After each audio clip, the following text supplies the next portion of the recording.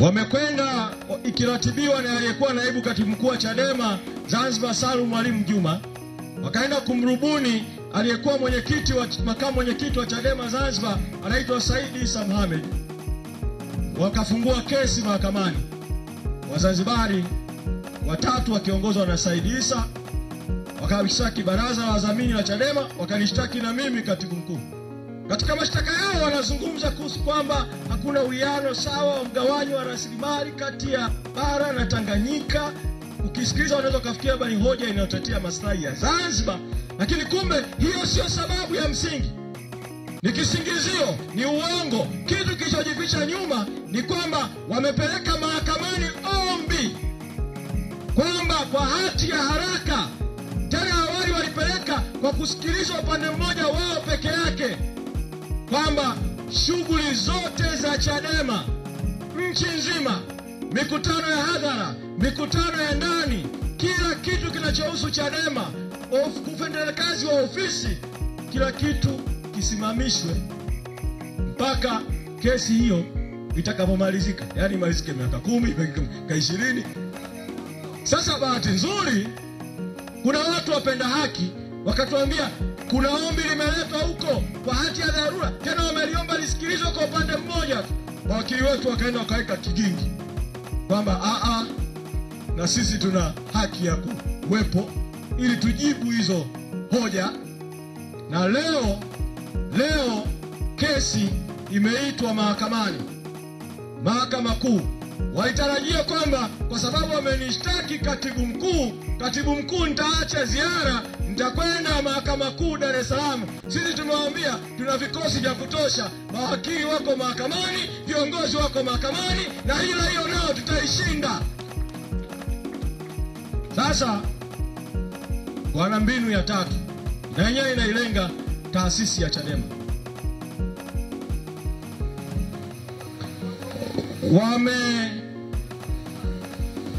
Wameingia, mfumo umeingia ndani ya Chadema na Ebana, mambo vipi mwana universe? Ebana, mambo vipi Tanzania? Naitwa Mr. Mzawa kutoka Masala TV. Tunapatikana pia katika ukurasa wa Facebook kwa Masala Gane, lakini pia katika mtandao wa YouTube tunapatikana kwa Masala TV. Taarifa ambazo tumezipata ni kuhusiana na Askofu Bagonza ambaye ni askofu kutoka kanisa la KKKT Dayosisi ya Karagwe. Ni askofu ambaye amekuwa akiingilia mambo mengi sana ambayo yanajitokeza katika mvutano wa kisiasa kwa chama cha demokrasia na maendeleo pamoja na CCM, ambapo Chadema wamekuwa kivutana sana na chama tawala, chama cha CCM, kutaka kuonesha madhaifu ambayo yanafanywa na chama hicho. Viongozi wa dini wamekuwa wakifuatilia sana mambo ya kisiasa na kuunga mkono upande wa pili ambako ni upande wa chama pinzani, hususan kubaini makosa ambayo yanafanywa na chama cha CCM ambacho kipo madarakani na kinaongozwa na Rais Dr. Samia Suluhu Hassan.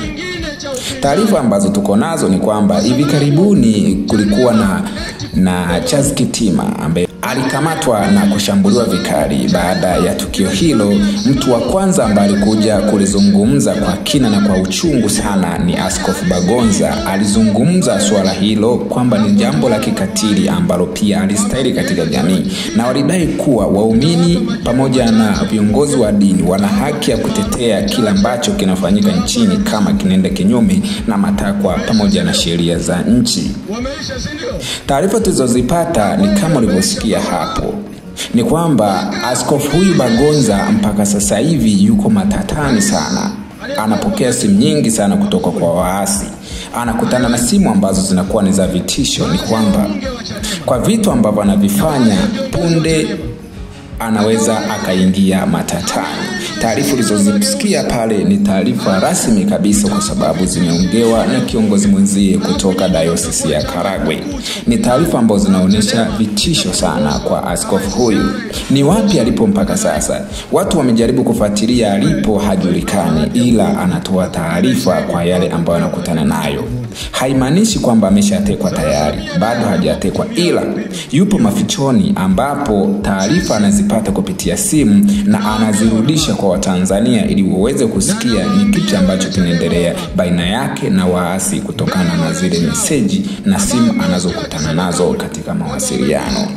Ni mimi na wewe Mwana Universe ambaye tunazidi kusakua hizi taarifa endapo kutakuwa na taarifa nyingine zinazojiri au zinazojitokeza katika swala hili tutazidi kupeana. Ila tucha kufanya unatakiwa subscribe katika channel hii ya Mzawa ya Masara TV, lakini pia unatakiwa uende kutufollow katika account yetu ya Facebook ambayo ni Masara Gani. Ni taarifa muhimu na ni nyeti pia ambazo tunazidi kukupa. Kuna machafuko ya kisiasa hapa nchini Tanzania, kama unavyojua mvutano wa vyama hivi viwili, chama cha Demokrasia na Maendeleo pamoja na CCM bado wana mvutano mkubwa sana. Mpaka sasa kiongozi wa chama pinzani cha Demokrasia na Maendeleo yuko kituo cha polisi na bado kesi inazidi kufuatiliwa. Taarifa bado tuko nazo. Asante sana, naomba nikutakie siku njema. Wamewapanga badala ya siku moja, wamewapanga wahame siku tofauti. Yani wanahama hawa watano, hawa ngapi, kidogo kidogo kwa muda, ili ionekane kama vile wanaohama ni wengi na wanahama muda mrefu. Tumeona kodi ni kuwapuuza. Sisi tusonge mbele kwenye mapambano ya no reforms no election kama timu ya pamoja. Sasa jambo la tatu wanalolifanya, baada ya kuwa Chadema imechukua msimamo wa no reform no election,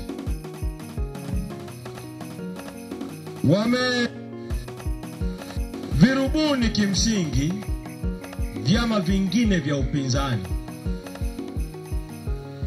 na wakavipeleka kwenda kusaini kinachoitwa maadili ya uchaguzi Dodoma. Maadili ya uchaguzi mabovu yaliyoandaliwa na tume ya uchaguzi ambayo yenyewe tu haina maadili kwa sababu sio tume huru. Wakataka na katibu mkuu wa Chadema aende akasaini. Mimi nikasema siendi kusaini, sikwenda kusaini hayo maadili. Lakini vyama vingine 17 vya upinzani pamoja na CCM cha 18 vikaenda kusaini.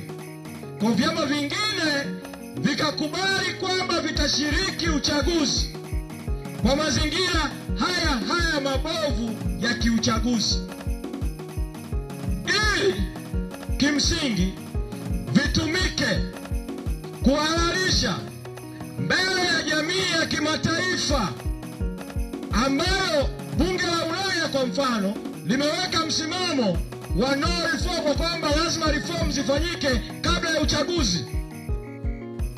Waidanganye jamii ya kimataifa kwamba Tanzania kuna demokrasia kwa sababu kuna vyama 17 vinashiriki uchaguzi vya upinzani, kuna CCM, alafu kuna chama kimoja tu ndio kinasema no reforms no election, bila mabadiliko hakuna uchaguzi.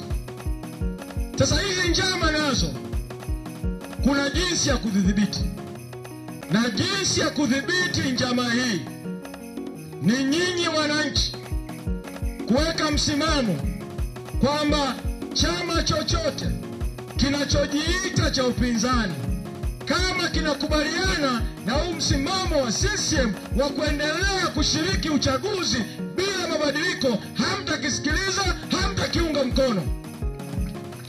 Sasa niwaulize Wamagu, amweni si ndio? Wangapi mnasema hivyo vyama 17 vya upinzani hamtaunga mkono chochote, hamwendi, hamfanyi chochote, hamwasikilizi? Msimamo ni kwamba bila mabadiliko hakuna uchaguzi, no reforms no election. Asanteni sana Magu, asanteni sana, nawashukuru sana.